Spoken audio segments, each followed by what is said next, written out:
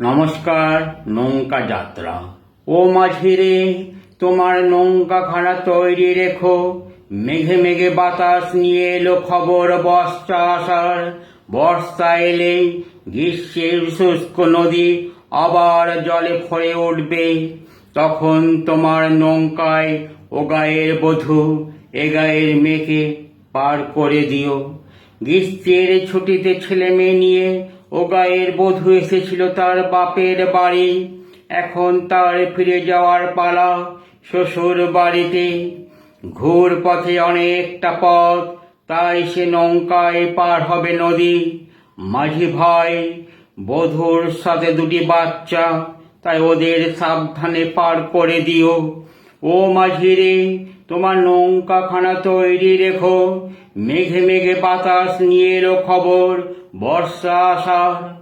নমস্কার।